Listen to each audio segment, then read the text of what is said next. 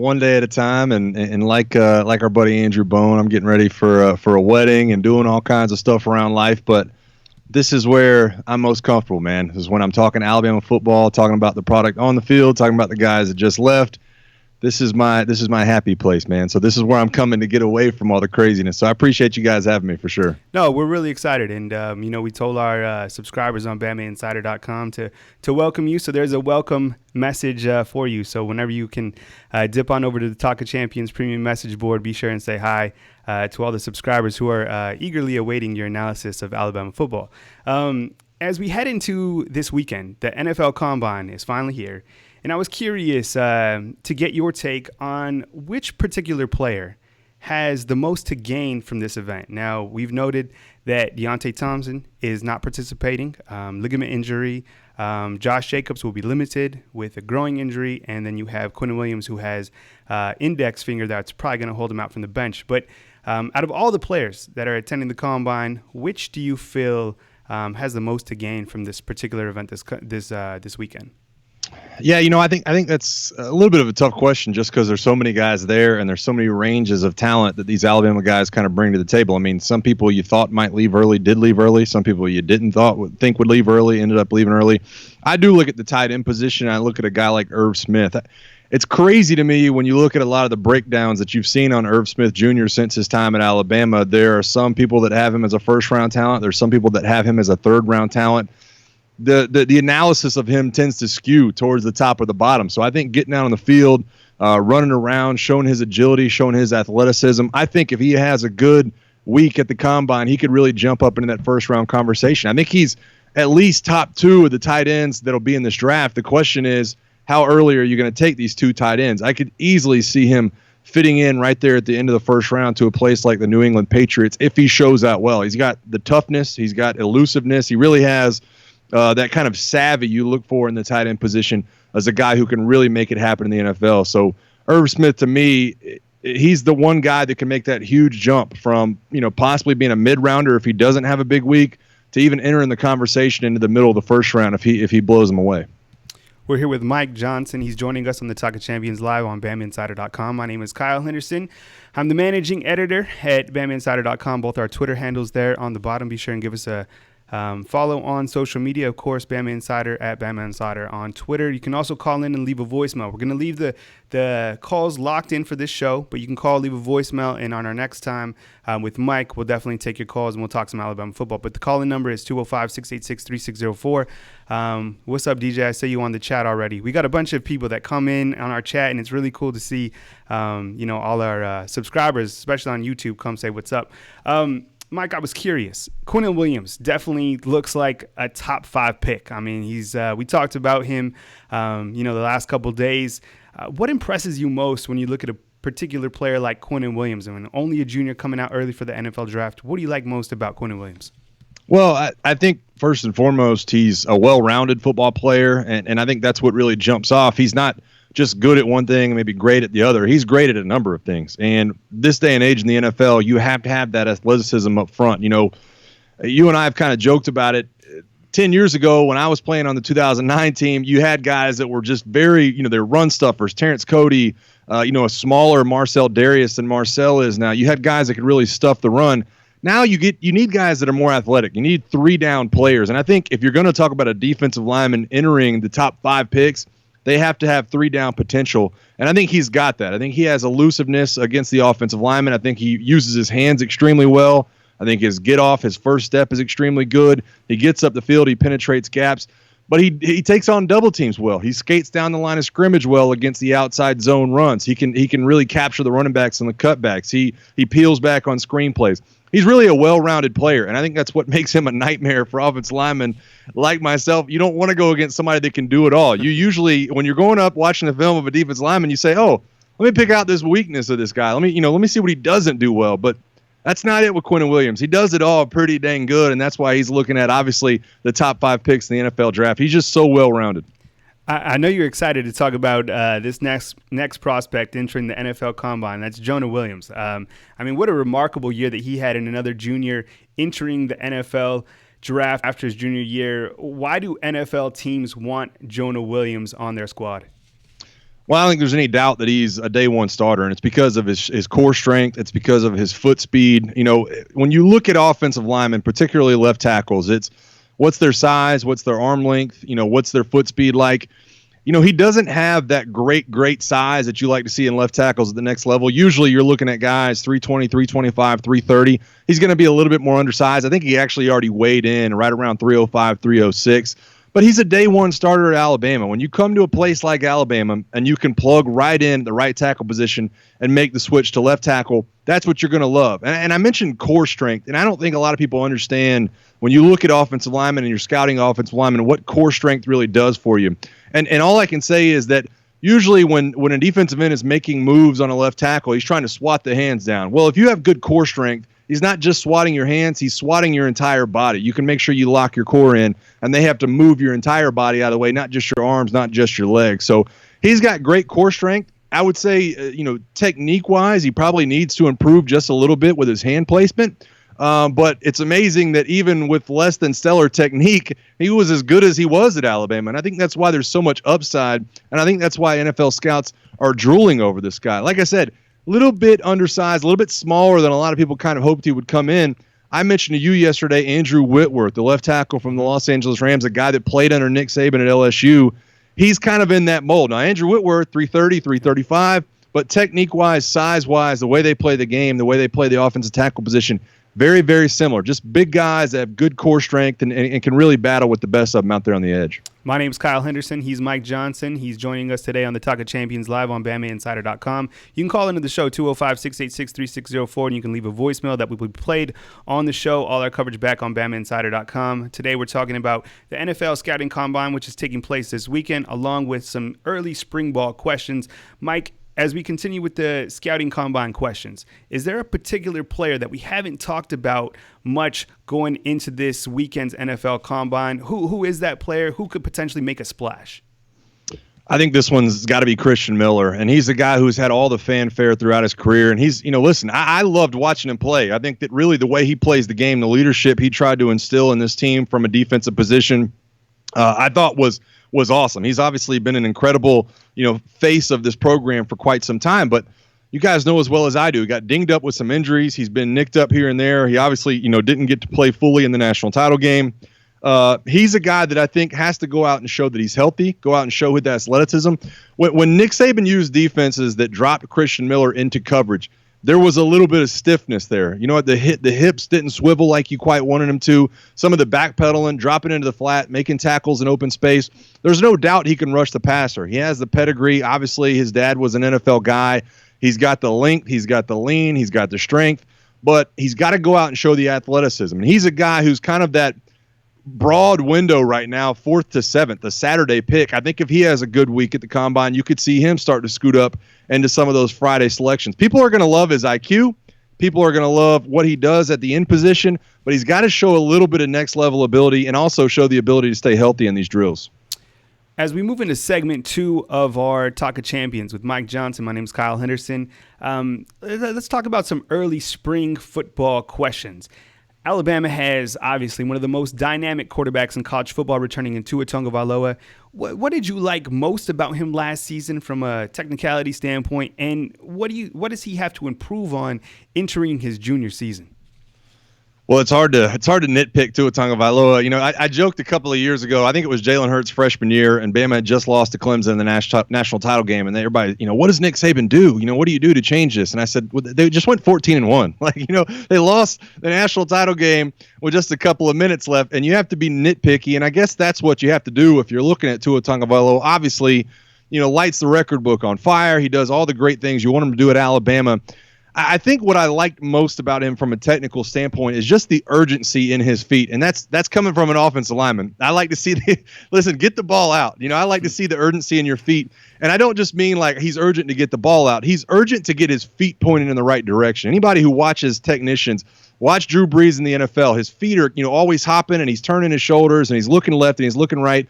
Tua was good for that. He had the urgency in his feet. What I didn't like so much about Tua, and particularly down the stretch when you started facing the tougher defenses, sometimes 5 yards is fine. Sometimes a check down is fine. Sometimes hitting Damian Harris in the flat and letting him make a guy miss, sometimes that's fine. Sometimes Tua, I felt like, looked too far down the field, tried to get too many chunks of yardage when really there's a check down guy sitting right in front of you. There's a flare, a guy in the flat on a flare route that you can just dump it off to. And it doesn't always have to be a home run. Take the 5-yard gains, the 6-yard gains, the 7-yard gains. I think he'll improve with that over time when he realizes, hey, this does not have to be a home run play. Let me take 5, let me take 6, let me set myself up for a 3rd and easy. What did you think about Tua's maturity last year and how he handled himself? I felt that, seeing both Jalen and Tua and how they handled themselves from a maturity standpoint was really a breath of fresh air. I mean, both of these guys handled themselves like grown men, and I think that trickled over to a leadership aspect for the entire team. Would you agree with that? Oh, absolutely. And listen, I talked to Chris Leak, former Gators quarterback, the other day. He was on a radio show down there in Florida.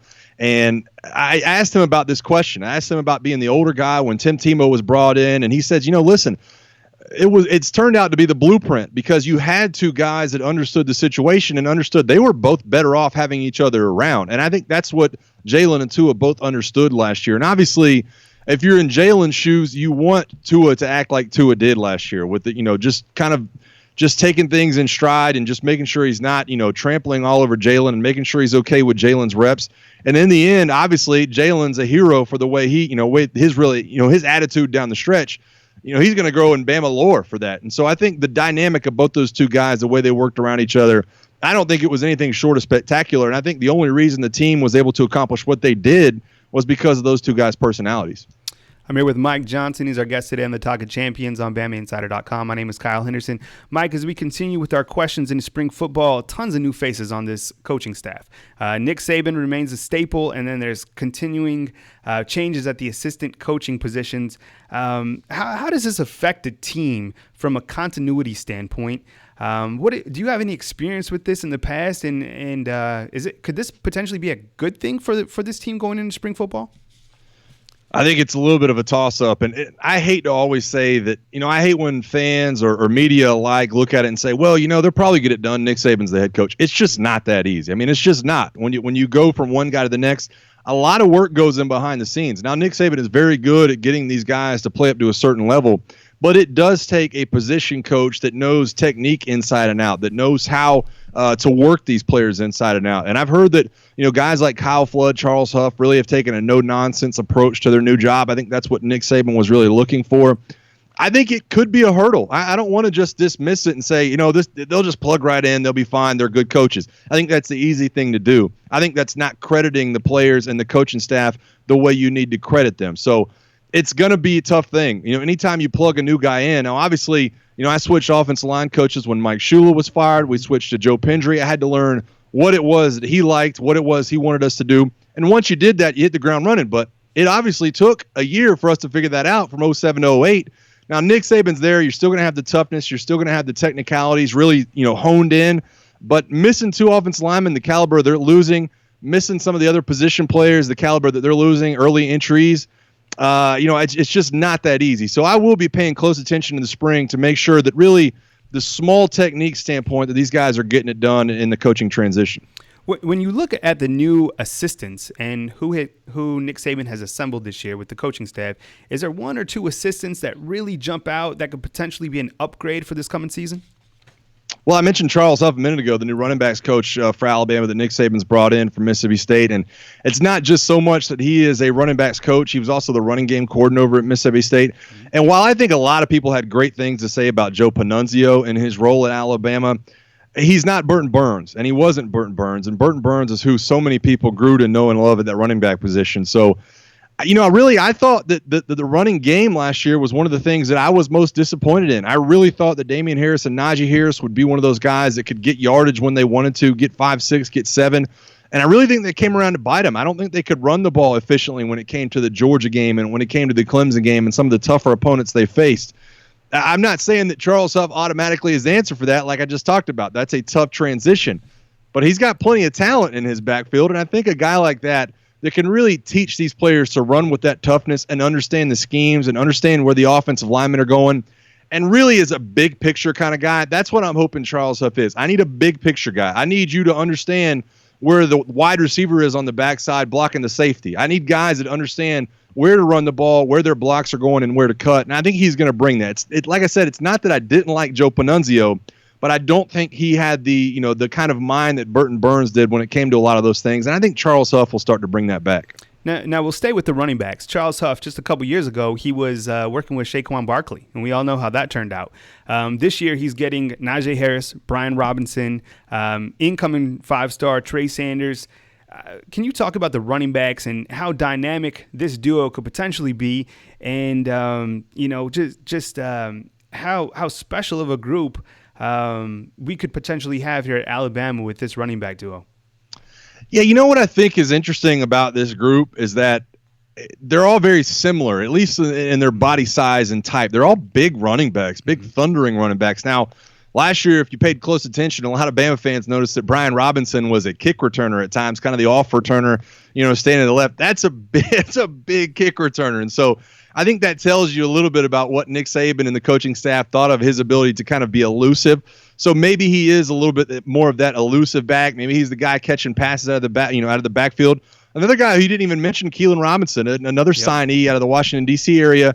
He's kind of that more slippery, smaller body kind of guy. Now, we don't know exactly how he fits into the system, but I wouldn't be shocked if him and Trey Sanders both get quality touches and carries next year as true freshmen. So it's interesting, like I said, Najee, Brian Robinson, even Trey Sanders, they're all 6 foot, 6'1" type of guys, big-bodied guys. I think you'll get back to much of that 4-minute drill offense where, the offensive lineman's hands in the dirt, much like when I was playing next to Andre Smith and Antoine Caldwell and Glenn Coffey's behind us. Everybody's falling forward. It's wishbone style look. And I hope they do get back to that, man. That's what I love about Alabama offense and offensive line play. That's why I mentioned Burton Burns and Joe Pendry and a lot of those guys. That's what Alabama fans are used to. Run the dang football. And I think with these big-bodied running backs, they'll get back to that, and they'll have a three-headed monster for sure. Now we'll end the show talking about Steve Sarkeesian. So hang on right there, because I have a question coming up for you regarding that. All right. But moving to the defensive side, which particular player are you watching going into spring football? There's some empty holes out there. I mean, there's no depth chart per se at Alabama, but most of the, we got some returners coming back, but there's no Quinnen Williams. There's no Mac Wilson. There's no Deontay Thompson in the backfield. So which particular player of the defense are you watching going into spring football?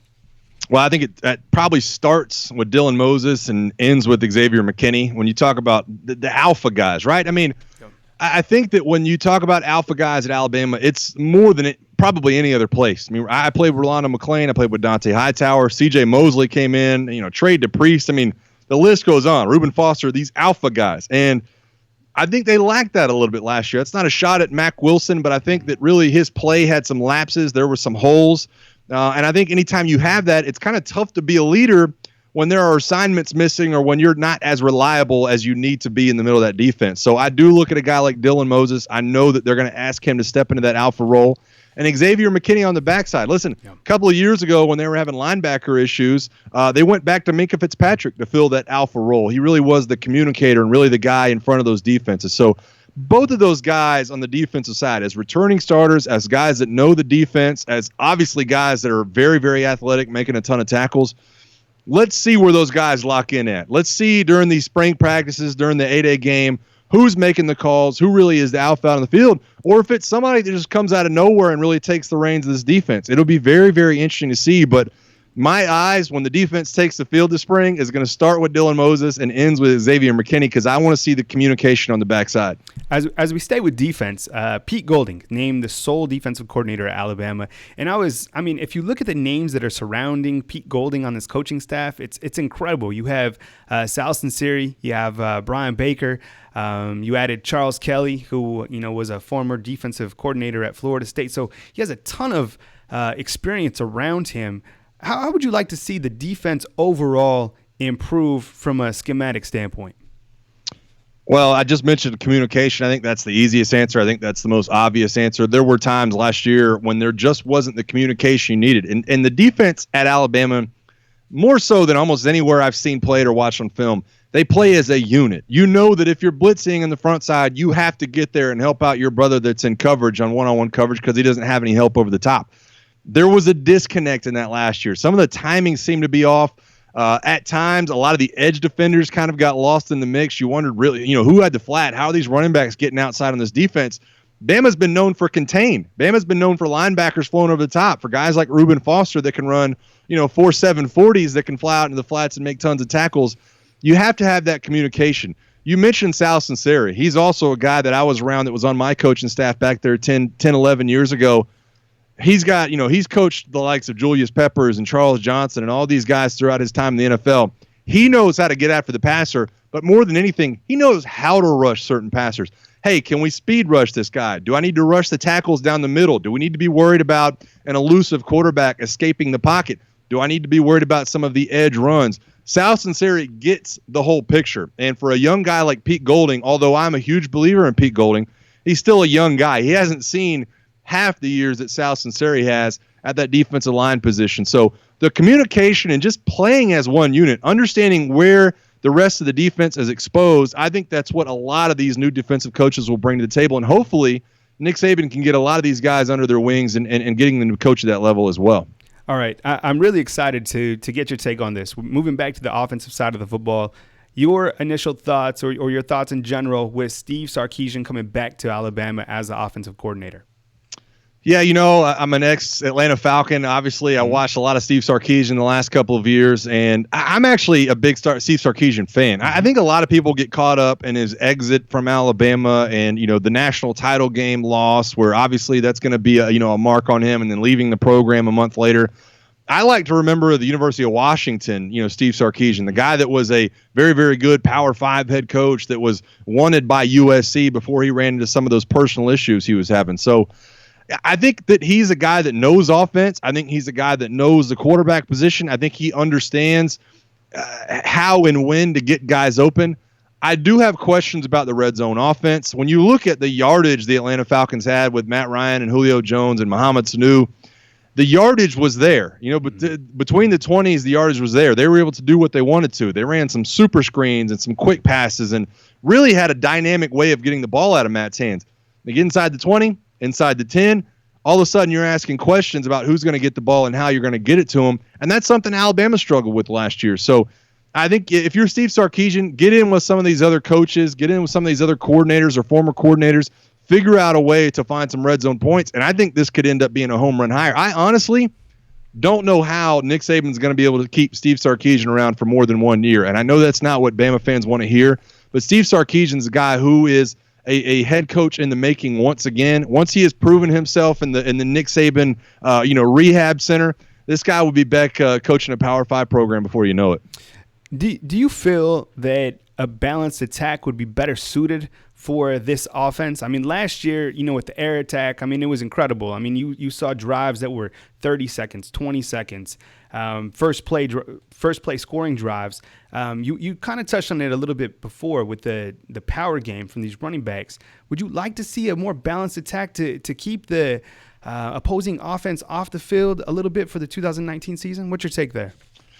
It's to me, I try not to sound like I'm too old school. Obviously I played offensive line and I played in an Alabama era where we ran the ball first and worried about passing it later. And our 4-minute drives at the end of the game were 12-minute drives. As soon as the clock turned to the fourth quarter, we were running the football, picking up 5, 6, 7 yards, or at least trying to.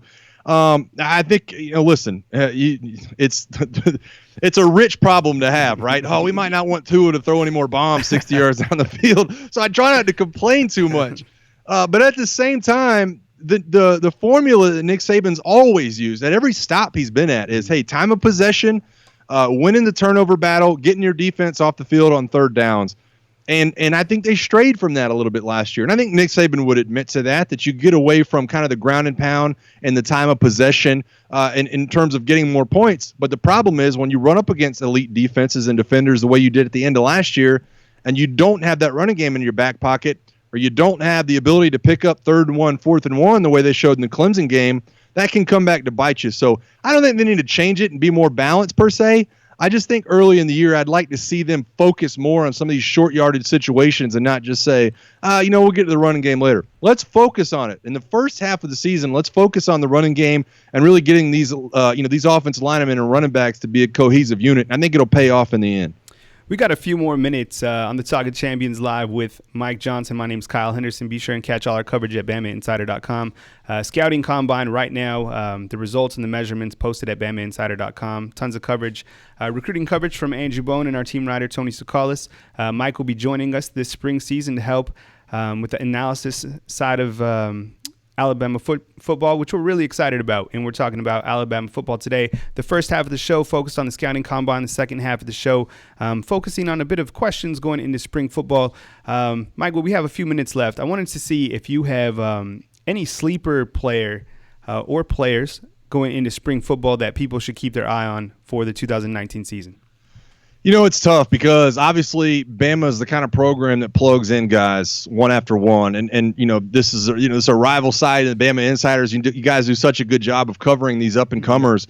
But one of the guys I'll be focused on more than anything next year is a guy that was a starter last year, and that's Alex Leatherwood. Where are we going to see Alex Leatherwood land? Is he going to stay at right guard? Obviously, you know, he's kind of the presumed left tackle, but will he struggle out there? You know, will he be a guy that cannot make the transition? It's harder than a lot of people realize. I did it backwards from Leatherwood. I started off as a tackle and ended up going to guard, and it paid off well for me.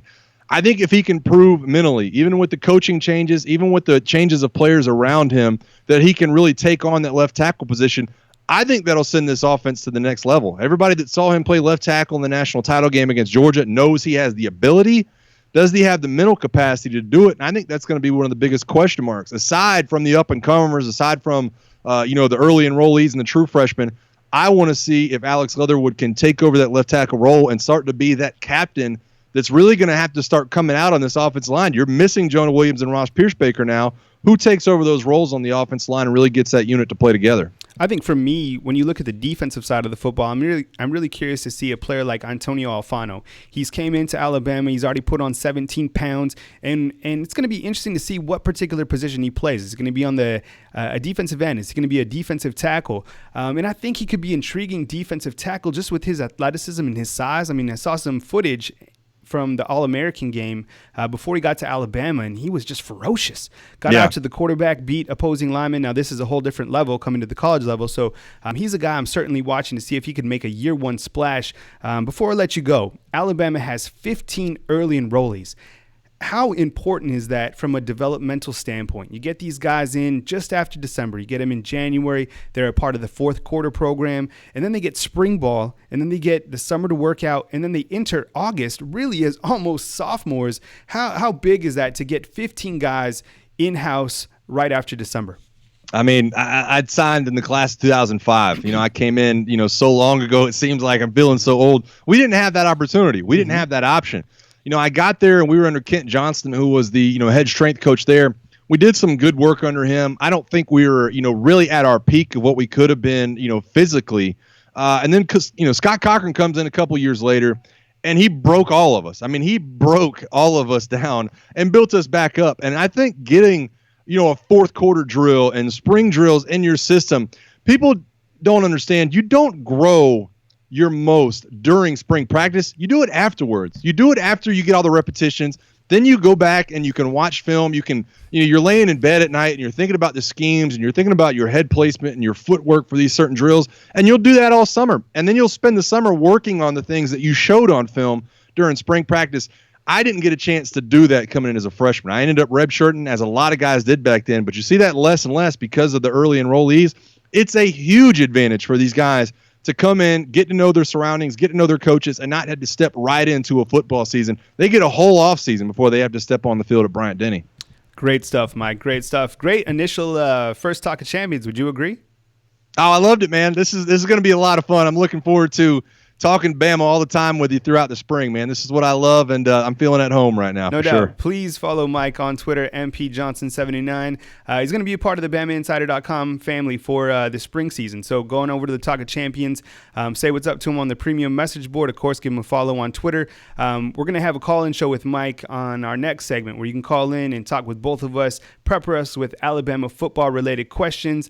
I'm really looking forward to that. Alabama football, now at the NFL Scouting Combine this weekend, so follow our coverage on BamaInsider.com. He's Mike Johnson. My name's Kyle Henderson. As I always say at the end of the program, be good people out there. Special thanks to our men and women in the United States military. Appreciate what you do for us.